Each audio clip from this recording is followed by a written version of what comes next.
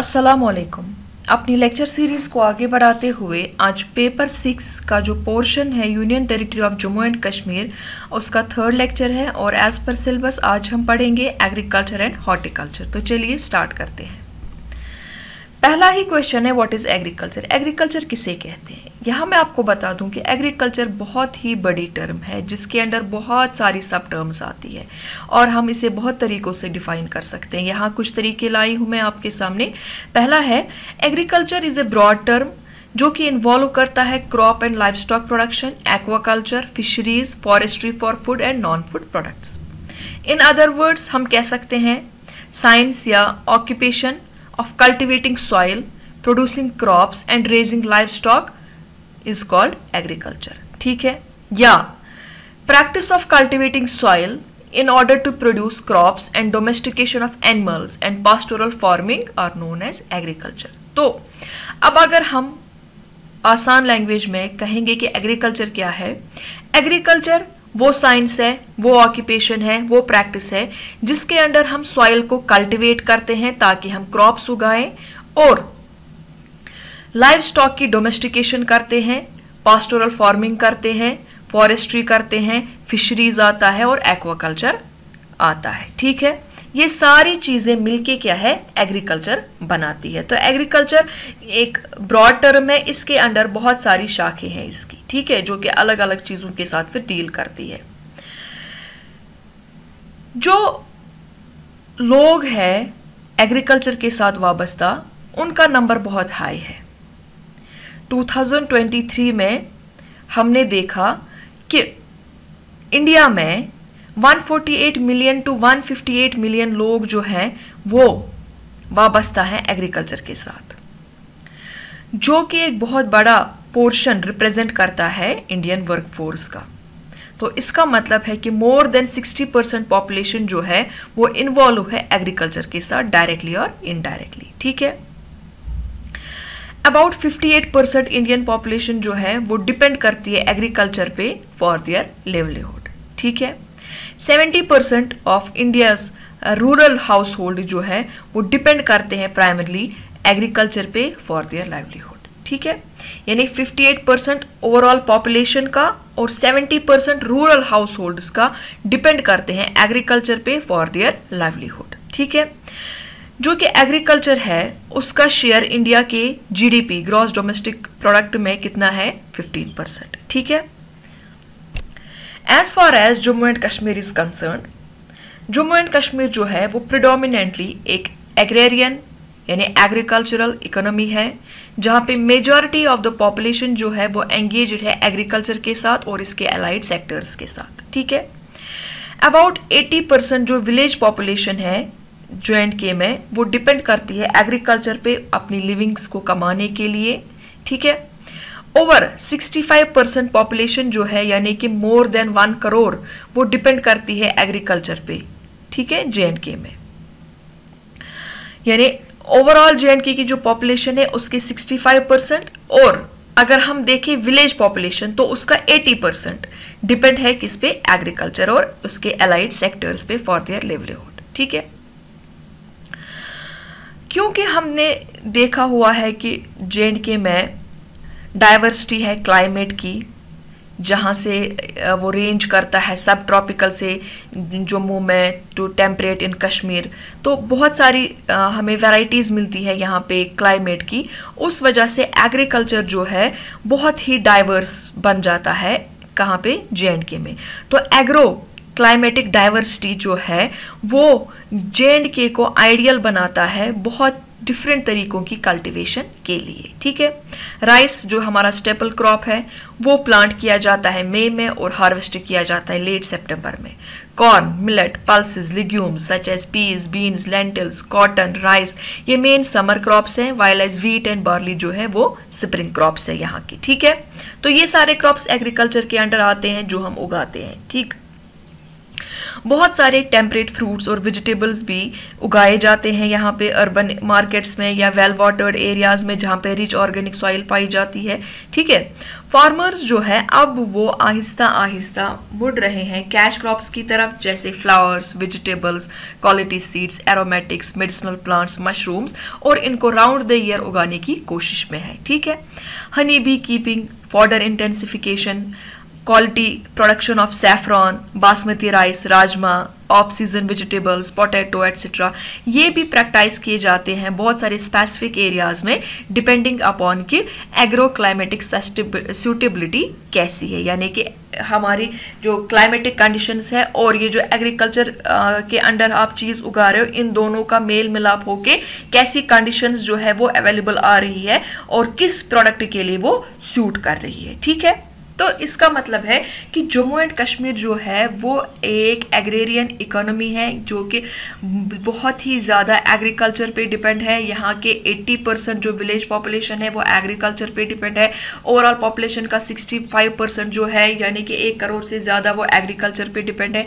यहाँ की क्लाइमेट की डाइवर्सिटी और एग्रीकल्चर की डाइवर्सिटी मिल करके बहुत ही आइडियल माहौल बनाती है कल्टीवेशन के लिए। यहाँ पे जो क्रॉप्स वगैरह उगाए जाते हैं उनमें राइस मेन स्टेपल क्रॉप है हमारा, corn, millets, pulses, cotton, legumes वगैरह उगाए जाते हैं, वीट, बार्ली उगाया जाता है, बहुत सारे टेम्परेट फ्रूट्स और वेजिटेबल्स भी उगाए जाते हैं, मेडिसिनल प्लांट्स उगाए जाते हैं, मशरूम्स, सैफरॉन, एरोमेटिक्स वगैरह जो है वो उगाए जाते हैं यहाँ पे। ठीक है, लार्ज ऑर्किड्स कश्मीर में उगाए जाते हैं जिसमें हमें प्रोड्यूस होते हैं, यानी कि किस किस के दरख्त उगाए जाते हैं यहाँ पे, किस किस के दरख्त पाए जाते हैं रादर यहाँ पे, apple, pears, peach, walnut, almonds, cherries, जो कि हम फिर एक्सपोर्ट भी करते हैं और ये जो है मेजर एक्सपोर्ट्स के अंडर आते हैं। ठीक है, इन एडिशन जो कश्मीर वैली है वो इंडियन सब कॉन्टिनेंट में एक सोल प्रोड्यूसर है सैफरॉन की। ठीक है, जम्मू में हाई क्वालिटी बासमती राजमा मिलता है, कश्मीर में सैफरॉन जीरा मिलता है, बहुत सारे ड्राई और फ्रेश टेम्परेट फ्रूट्स मिलते हैं, कमर्शियल फ्लोरिकल्चर हमें यहाँ मिलता है। ठीक है, जो कश्मीर वैली है ये मानी जाती है सेरिकल्चर और कोल्ड वाटर फिशरीज के लिए भी। वुड यहाँ पे हमें जो है मिलता है कश्मीर में हाई क्वालिटी क्रिकेट बैट्स बनाने के लिए, जिसे हम कहते हैं कश्मीरी विलो। जैसे मैंने पहले ही बताया कश्मीरी सैफरॉन बहुत ही फेमस है और अच्छा खासा फॉरेन एक्सचेंज ये गेन करवाता है। एग्रीकल्चरल एक्सपोर्ट्स जो जम्मू एंड कश्मीर से होते हैं वो उनमें apple, barley, cherries, corn, millet, orange, rice, peach, pear, saffron, sorghum, vegetables, wheat जो है वो आते हैं। वाइलेस जो मैन्युफैक्चर्ड एक्सपोर्ट्स जो है उनमें जो कि हम बनाते हैं, जो कि एग्रीकल्चर के अंडर नहीं आते हैं, जो कि हम बनाते हैं फिर एग्रीकल्चरल प्रोडक्ट्स से, उनमें आते हैं हैंडीक्राफ्ट्स आता है, उसमें रग्स आते हैं, शॉल्स वगैरह आते हैं। ठीक है, यानी कि शॉल्स जो हम वूल से बनाते हैं, पश्मीना से बनाते हैं, या रग्स जो हम बनाते हैं बुनते हैं, या हैंडीक्राफ्ट प्रोडक्ट्स जो हम वुड से बनाते हैं, वुड कार्विंग से बनाते हैं, यानी कि वो भी एग्रीकल्चर की जो चीज़ें होती है एग्रीकल्चर के अंदर जो हमें प्रोडक्शन मिलती है उनकी ही हमें जो है बाय प्रोडक्ट्स हम उन्हें कहेंगे वहाँ से मिलती है।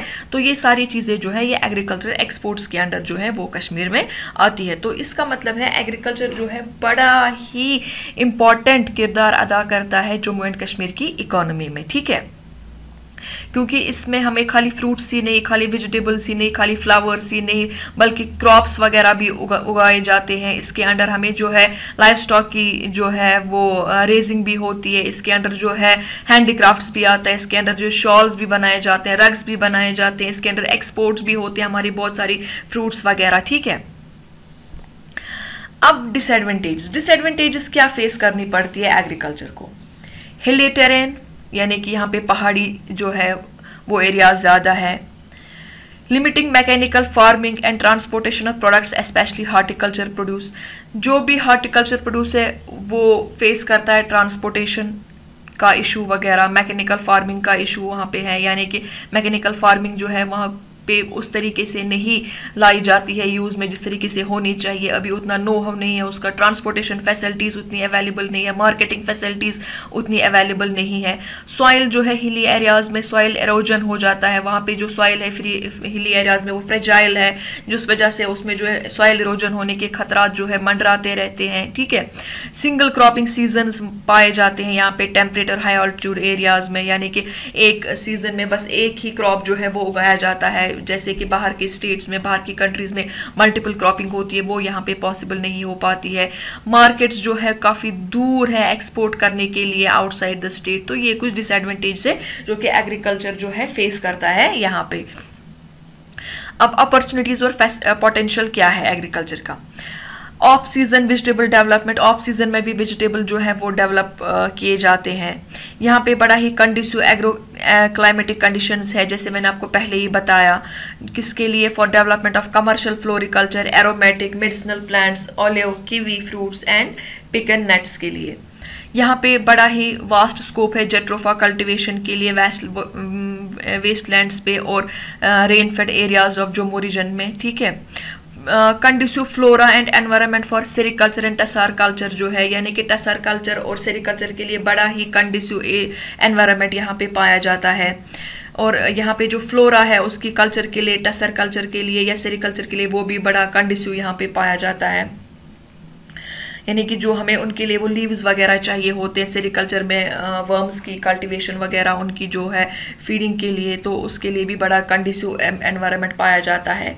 इसी तरीके से कंडीसिव सॉइल और एनवायरमेंटल कंडीशंस यहाँ पे पाई जाती है for production of virus free quality seeds of flowers and vegetables. तो ये कुछ अपॉर्चुनिटीज और पोटेंशियल्स है, और उससे पहले मैंने कुछ डिसएडवांटेजेस बताई। तो इतना हमें समझ आया यहाँ तक कि जो एग्रीकल्चर है ये बैकबोन है जे&के की इकोनॉमी की, एक तरीके से हम कहेंगे, क्योंकि इसमें जो है हमने देखा कि 80% जो है रूरल विलेज यानी कि विलेजर्स जो है वो डिपेंड करते हैं इस पे, और 65 ओवरऑल पॉपुलेशन इस पे डिपेंड करती है।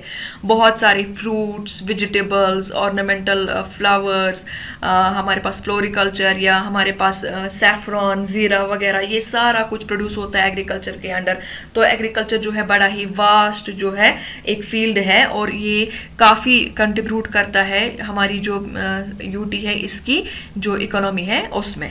ठीक है, अब कुछ डिसएडवांटेजेस तो हर किसी की होती है, तो यहाँ पे हमने देखा कि क्या डिसएडवांटेजेस है यहाँ पे एग्रीकल्चर को, और क्या अपॉर्चुनिटीज और पोटेंशियल्स भी है, यानी कि क्या एडवांटेजेस भी है। ठीक है, नाउ हॉर्टिकल्चर। हॉर्टिकल्चर जो है ये वर्ड डिराइव किया गया है लैटिन के वर्ड से हॉर्टस, जिसका मतलब है गार्डन, एंड कोलेरे जिसका मतलब है कल्टिवेट। ठीक है, हॉर्टिकल्चर जो है वो ब्रांच है एग्रीकल्चर का ही, जैसे मैंने भी बताया एग्रीकल्चर बड़ा ही वसी फील्ड है। तो हॉर्टिकल्चर एग्रीकल्चर का एक ब्रांच है जो कि रिलेटेड है cultivation of fruits, vegetables, medicinal plants and ornamental plants के। ठीक है, यानी कि हॉर्टिकल्चर के अंडर क्या क्या चीजें उगाई जाती है? फ्रूट्स, वेजिटेबल्स, मेडिसिनल प्लांट्स और ऑर्नामेंटल प्लांट्स। ठीक है, हॉर्टिकल्चर जो है बड़ी ही इंपॉर्टेंट प्लेस ऑक्यूपाई करता है इन द इकोनॉमी ऑफ जे&के में, क्योंकि ये बहुत ही ज़्यादा अपॉर्चुनिटीज़ क्रिएट करता है लोगों के लिए, ताकि वो डायरेक्टली और इनडायरेक्टली इस फील्ड में अपना जो है रोजगार देखें। ठीक है, according to the department of horticulture Jammu and Kashmir, approximately 7 lakh families जो है वो हॉर्टिकल्चर पे डिपेंडेंट है अपनी लिवलीहुड के लिए। हॉर्टिकल्चर जो है वो मोस्ट डोमिनेंट सेक्टर है एग्रीकल्चर का, और ये कंट्रीब्यूट करता है नियरली 9.5% जो है जीडीपी ऑफ जे&के को। ठीक है, तो जैसे मैंने पहले ही बताया आपको कि एग्रीकल्चर बहुत सारे फील्ड्स को कवर करता है, तो एग्रीकल्चर का एक फील्ड जो है, एक ब्रांच जो है वो है ये हॉर्टिकल्चर। एग्रीकल्चर में सारी चीज़ें जो है रेजिंग क्रॉप्स वगैरह, फूड, सेरिकल्चर, फ्लोरिकल्चर, हमारा जो है एक्वाकल्चर, वो सारे मिल के आते हैं, लाइव स्टॉक रियरिंग, वो सारा। लेकिन एग्रीकल्चर जो है ये ना हॉर्टिकल्चर जो है ये पर्टिकुलर जो है ये रिलेट करता है किसको? Cultivation of fruits, vegetables, medicinal plants और ऑर्नामेंटल प्लांट्स को। ठीक है, हॉर्टिकल्चर प्रोड्यूस जो जे&के से निकलता है वो क्या क्या चीज़ें उसमें हमें देखने को मिलती है? Apples, apricot, cherries, pears, plums, citrus lychee, papaya, mulberry, pomegranate, guava, almonds, saffron, tulips, walnuts, उसके साथ साथ medicinal plants, aromatic plants, floriculture जिसमें tulips, lotuses, lavender and marigold वगैरह आते हैं, मशरूम आते हैं इसके अंडर, प्लांटेशन क्रॉप्स आते हैं और वेजिटेबल्स, और जिसके साथ साथ सैफरॉन भी इसके अंडर ही आता है। ठीक है। इन 1970-71 जो टोटल एरिया था अंडर हॉर्टिकल्चर क्रॉप वो था 0.48 लाख हेक्टेयर, जो कि अब है 2.12 लाख हेक्टेयर 2022 में। तो इसका मतलब है जो कल्टीवेशन है इन क्रॉप्स की हॉर्टिकल्चर के अंडर वो रैपिडली टाइम के साथ इंक्रीज होती गई है। ठीक है। Diverse climatic conditions, fertile soil, subtropical, semi-temperate, temperate and arid climatic zones जो है यहाँ के जम्मू एंड कश्मीर के वो ऑफर करते हैं बड़ा ही wide scope for cultivation and production of large variety of exotic fruits, vegetables, aromatic plants, spices and flowers. यानी कि जो यहाँ पे डाइवर्स वैरायटी पाई जाती है क्लाइमेट की और सॉइल की, और साथ ही साथ वो सॉइल जो है वो फर्टाइल भी पाई जाती है, तो उसकी वजह से जो है यहाँ पे हमें देखने को मिलते हैं बहुत ज़्यादा लार्ज वैरायटी किसकी, एक्सोटिक फ्रूट्स की, वेजिटेबल्स की, एरोमेटिक प्लांट्स की, स्पाइसेस की और फ्लावर्स की। ठीक है। 70% जो कि एप्पल प्रोडक्शन है और 90% जो ड्राई फ्रूट प्रोडक्शन है वो कंट्री में कहाँ से आती है, सिर्फ जे&के से आती है। ठीक है। हॉर्टिकल्चर सेक्टर जो है वो प्रोवाइड करता है jobs to other related trades को भी, जैसे फर्टिलाइजर्स को हम यूज़ करते हैं, पेस्टिसाइड्स को यूज़ करते हैं, agriculture machinery, traders, processing of fruits. ये मैं आपको ऐसे समझाऊंगी कि जो कि हॉर्टिकल्चर के अंडर जब हॉर्टिकल्चर जो प्रैक्टिस करते हैं लोग, प्रैक्टिस करते हैं हॉर्टिकल्चर एक्टिविटीज़ जब प्रैक्टिस करते हैं लोग, तो उनको फर्टिलाइजर की ज़रूरत पड़ती है, पेस्टिसाइड्स की ज़रूरत पड़ती है, मशीनरी की ज़रूरत पड़ती है, ट्रेडर्स की ज़रूरत पड़ती है। उसके बाद जो वहाँ पे फूड वगैरह, फ्रूट्स वगैरह निकलते हैं उनकी प्रोसेसिंग की ज़रूरत पड़ती है। तो इन चीज़ों के लिए जो है अलग अलग लोग जो है वो होते हैं। तो दैट मीन्स हॉर्टिकल्चर जो है वो बाकी लोगों को भी जॉब प्रोवाइड करता है जो कि डायरेक्टली हॉर्टिकल्चर के साथ रिलेटेड नहीं होते हैं, जो इनडायरेक्टली रिलेटेड होते हैं, उन लोगों के लिए भी ये जॉब का जरिया बनता है। मतलब फर्टिलाइजर जो बेचता है उसके लिए जॉब का जरिया बन गया हॉर्टिकल्चर, मशीनरी जो बेचता है उसके लिए जॉब का जरिया बन गया हॉर्टिकल्चर, पेस्टिसाइड्स जो बेचता है उसके लिए जो है जरिया बन गया। क्योंकि जो हॉर्टिकल्चर जब प्रैक्टिस करते हैं, जब हम फ्रूट्स, वेजिटेबल्स, फूड वगैरह उगाते हैं, तो उसको जो है फर्टिलाइजर, पेस्टिसाइड्स की जरूरत पड़ती है, मशीनरी की जरूरत पड़ती है, प्रोसेसिंग की जरूरत पड़ती है। तो इन सब चीजों के लिए हमें जो है हॉर्टिकल्चर में हम खुद ये नहीं कर पाते, हमें इसके लिए बाहर से लोगों से राबता कायम करना पड़ता है। तो उन लोगों को भी जो है फिर इस वजह से जो है जॉब जो है मिल जाती है, उन लोगों का भी रोजगार जो है वो हो जाता है complete. Presently A total of 3,32,704 hectares of land जो है वो अंडर हॉर्टिकल्चर है जम्मू में, और कश्मीर में जो है 2,14,162 हेक्टेयर्स जो है वो है कश्मीर में। और इसमें 1,64,141 हेक्टेयर्स जो है वो एप्पल कल्टीवेशन के अंडर ही जो है वो आता है। ठीक है। उसके बाद हॉर्टिकल्चर जो है वो डिक्लेयर किया गया है as thrust area by government of Jammu and Kashmir, और बहुत सारी डिपार्टमेंटल स्कीम्स जो है वो लागू की गई है, वो वजूद में लाई गई है, इंक्लूडिंग सेंट्रली स्पॉन्सर्ड स्कीम्स, ताकि ये जो हॉर्टिकल्चर है इसकी प्रमोशन हो जाए। और ये स्कीम्स वगैरह किसने लाई है, डिपार्टमेंट ऑफ हॉर्टिकल्चर ने। ठीक है। जम्मू एंड कश्मीर जो है उसको डिक्लेयर किया गया है agree export zone for apples and walnut. ठीक। उसके बाद प्रेजेंटली हॉर्टिकल्चर जो है वो बहुत सारी प्रॉब्लम्स फेस कर रहा है, जिसमें से कुछ है lack of market information, competition from the international fruit market, reduced yield, insufficient storage facility, और इसी तरीके की बहुत सारी चीज़ें, जैसे कि high cost and standard availability of sub standard availability of fertilizers and pesticides, high cost of packaging materials and transport charges, competition from the fruits of Himachal Pradesh and Uttarakhand as well as from foreign countries like Iran, labeling and marking other states' fruits with Kashmiri tags, labels and markings, short shortage of high density fruit trees to meet the growing demands of growers, inadequate irrigation facility and cold storage facilities, lack of crop insurance schemes, timely guidance to growers, lack of awareness among people about new schemes, programs and managements. ये कुछ problems है जो कि horticulture जो है इस time पे face कर रहा है, जैसे मार्केट नहीं है अवेलेबल, मार्केट की इंफॉर्मेशन अवेलेबल नहीं है, कंपटीशन है इंटरनेशनल मार्केट्स की तरफ से, रिड्यूस्ड यील्ड आ रहा है, इनसफिशिएंट स्टोरेज फैसिलिटीज़ है, सब स्टैंडर्ड अवेलेबिलिटी है फर्टिलाइजर्स और पेस्टिसाइड्स की, और वो भी हाई कॉस्ट्स पे, पैकेजिंग और ट्रांसपोर्ट की जो चार्जेस है वो भी काफ़ी हाई है, बाकी जो स्टेट्स है या बाकी फॉरेन कंट्रीज है वहाँ से कंपटीशन लगा हुआ है, बाकी स्टेट्स की फ्रूट्स को लेबल किया जाता है कश्मीरी के टैग्स के साथ, तो वो भी एक बड़ी ही चुनौती बन जाती है फिर कश्मीर वालों के लिए।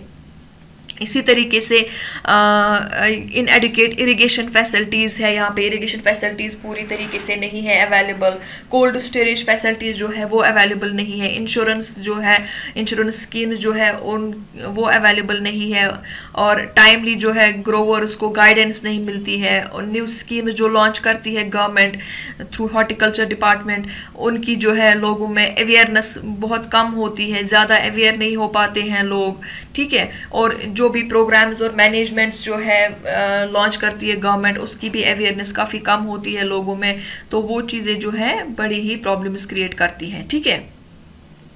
तो यहाँ हमने देखा कि जो हॉर्टिकल्चर है इसके अंडर भी बड़ा ही अच्छा खासा लैंड है, जैसे मैंने बताया ओवरऑल हॉर्टिकल्चर के अंडर जो लैंड है वो है 3,32,704 हेक्टेयर्स, और जो कि जम्मू में है 1,18,542 हेक्टेयर और कश्मीर में 2,14,162 हेक्टेयर।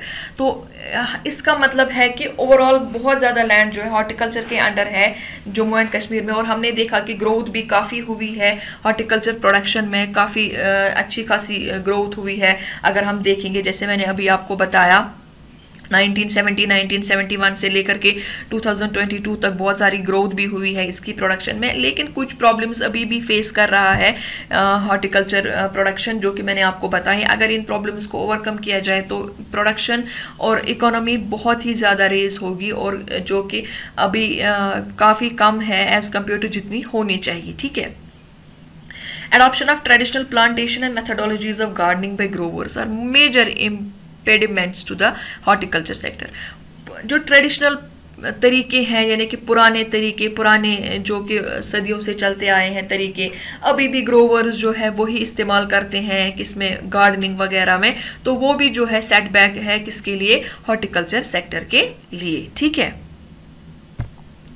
लाइव स्टॉक रियरिंग जो है वो जम्मू एंड कश्मीर में बहुत पहले से चलता आया है, क्योंकि यहाँ पे अल्लाह ताला ने ब्यूटीफुल मीडोज यानी ब्यूटीफुल जो है घास चराएं दी है, यहाँ पे कंडीसिव एटमॉस्फेयर है लाइव स्टॉक फार्मिंग के लिए, जो कि लश ग्रीन फॉरेस्ट्स यहाँ पे हैं, पास्चर्स है, मीडोज है, ग्रेजिंग फील्ड्स है, वाटर बॉडीज है, हाई एंड माइटी माउंटेन्स है, ये काफ़ी कॉर्डियल एटमॉस्फेयर प्रोवाइड करते हैं लाइव स्टॉक फार्मिंग के लिए, ठीक है।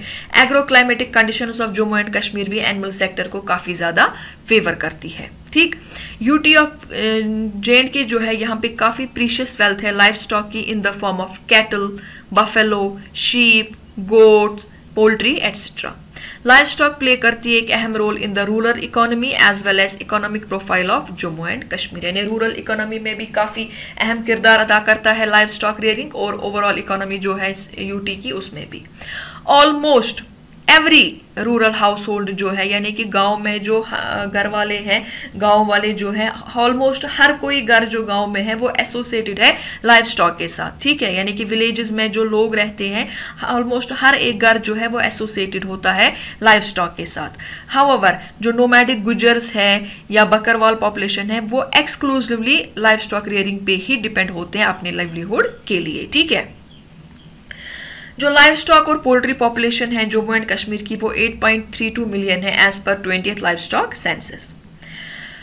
ये सेक्टर जो है वो इमर्ज कर रहा है as important growth leverage to state economy, and इसकी जो शेयर है स्टेट डोमेस्टिक ग्रॉस प्रोडक्ट्स यानी ग्रॉस स्टेट डोमेस्टिक प्रोडक्ट्स की तरफ वो भी इंक्रीज हो रहा है, यानी कि जीडीपी जो है उसमें भी जो शेयर है लाइफ स्टॉक रेयरिंग का वो काफ़ी इंक्रीज हो रहा है दिन ब दिन, और ये सेक्टर जो है इमर्ज हो रहा है एज इम्पॉर्टेंट ग्रोथ लिवरेज की शक्ल में, ठीक है, इकोनॉमिक एक स्टेट इकोनॉमी के लिए। ठीक, अबाउट 80% पॉपुलेशन जो JNK में है वो रूरल एरियाज में रहती है, और मोस्ट ऑफ देम जो है वो डायरेक्टली और इनडायरेक्टली इन्वॉल्व है लाइफ स्टॉक फार्मिंग में। जैसे मैंने इससे पहले भी कहा कि ऑलमोस्ट हर एक घर जो है रूरल एरियाज में वो एसोसिएटेड है लाइफ स्टॉक पे डायरेक्टली और इनडायरेक्टली। ठीक है, तो हम यहाँ पे ये भी कह सकते हैं कि 60% जो है JNK का रेवेन्यू वो एग्रीकल्चर और एनिमल हस्बेंड्री सेक्टर से ही आता है। ठीक है, क्योंकि लाइफ स्टॉक रेयरिंग भी एग्रीकल्चर के अंडर ही आती है, ये भी एक फील्ड है, एक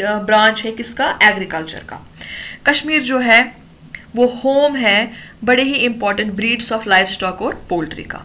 लाइफ स्टॉक जो है वो बड़ा ही सब्सटेंशियल कंट्रीब्यूशन देता है कंजर्वेशन ऑफ एनवायरनमेंट की तरफ भी, यानी कि लाइफ स्टॉक की वजह से एनवायरनमेंट भी काफ़ी हद तक कंजर्व रहता है।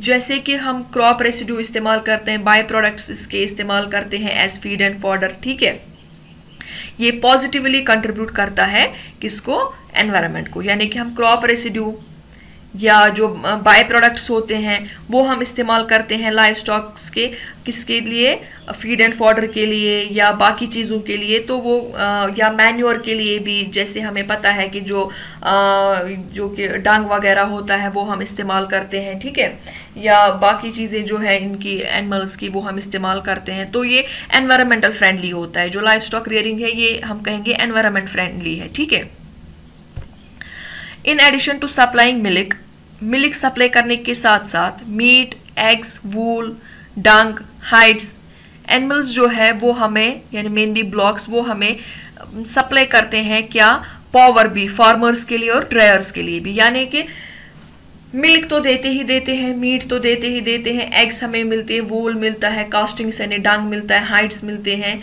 इसके साथ साथ एनिमल्स स्पेशली ब्लॉक्स जो है वो क्या करते हैं, वो हमारे लिए एक मेजर सोर्स है पावर का, यानी कि हमें वो लगते हैं फील्ड्स में काम, वो जो होती है हमारी क्या कहते हैं इनको, वो जो मतलब फील्ड्स में उनको खोदने के लिए काम आते हैं। ठीक है, फार्मर्स उसी के इनको यूज करते हैं एज सोर्स ऑफ पावर, ताकि वो फील्ड्स में जो है वो अपने काम कर सके, फील्ड्स की खुदाई कर सके। ठीक है, हमने देखा है कि हिली रीजन्स में अभी जो ये एनिमल्स है वो अभी भी इस्तेमाल किए जाते हैं as source of transport. Animals अभी भी चीपेस्ट सोर्स माने जाते हैं प्रोटीन का, और जो उनसे बाय प्रोडक्ट्स मिलते हैं जैसे लेदर, वूल, मैन्योर एक्सेट्रा, वो भी हमारे काफ़ी काम आता है। पोल्ट्री फार्मिंग स्पेशली जिसमें ब्रॉयलर प्रोडक्शन जो है वो बड़े ही तरीके से बहुत सारे लोगों के लिए रोजगारी का सबब बन रहा है। आजकल हम देखते हैं कि बहुत जगहों पे ब्रॉयलर प्रोडक्शन होती है, और उनकी पोल्ट्रीज में जो है वो उन्हीं पोल्ट्रीज की वजह से जो है वो लोग अपने लिए लिवलीहुड जो है उसका वो कमाते हैं। और साथ ही हम देखते हैं बहुत सारी जो है चिकन शॉप्स होती है, वहाँ पे ब्रॉयलर चिक्स जो है वो हमें अवेलेबल होते हैं, तो इस वजह से वो लोग भी अपने लिए जो है जॉब जो है हासिल कर पाते हैं, एम्प्लॉयमेंट हासिल कर पाते हैं। यानी कि पोल्ट्री जो है स्पेशली ब्रॉयलर्स जो है वो बहुत ज़्यादा लोगों को, बहुत सारे लोगों को एम्प्लॉयमेंट प्रोवाइड करता है। ठीक है, चाहे वो रूरल में हो या चाहे वो अर्बन में हो, तो ब्रॉयलर जो है या पोल्ट्री जो है इसकी वजह से बहुत सारे लोगों को जो है एम्प्लॉयमेंट मिलती है, चाहे वो पोल्ट्री फार्म्स की फॉर्म में हो या वो शॉप्स की फॉर्म में हो। ठीक है, पश्मीना शॉल्स और बाकी animal products like carpets, shawls, blankets जो है इससे हमें काफ़ी अच्छा फॉरेन एक्सचेंज मिलता है। ठीक है, लाइफ स्टॉक जो है उस पर ग्लोबल वार्मिंग का उतना ज़्यादा असर नहीं पड़ता, क्लाइमेटिक चेंज का उतना असर नहीं पड़ता, तो ये ज़्यादा रिलेबल माना जाता है as compare to rain fed agriculture की। ठीक है, for breeding, health cover, feeding and management facilities government ने 2 डेवलपमेंटल एजेंसीज रखी हुई है लाइव स्टॉक के लिए। एक तो एनिमल हस्बेंड्री डिपार्टमेंट जो कि रेस्पॉन्सिबल है production of milk, eggs, poultry meet increase करने के लिए और स्टॉक जो पैक होता है एनिमल्स का उसको इम्प्रूव करने के लिए। दूसरा जो डिपार्टमेंट है वो है शीप हस्बेंड्री डिपार्टमेंट जो कि बनाया गया है ताकि वो मटन जो है उसकी और वूल की प्रोडक्शन जो है वो इंक्रीज करवाए। ठीक है, समझ आई बात। इसके साथ ही आज का लेक्चर खत्म होता है। आई होप आपको समझ आया होगा। अगर कोई प्रॉब्लम, कोई कमेंट, कोई क्वेश्चन हो तो आप मुझे कमेंट सेक्शन में लिख सकते हैं या मुझे ईमेल कर सकते हैं या फेसबुक पेज पे डायरेक्टली मुझे मैसेज कर सकते हैं। With this I will conclude today's video. Allah Hafiz.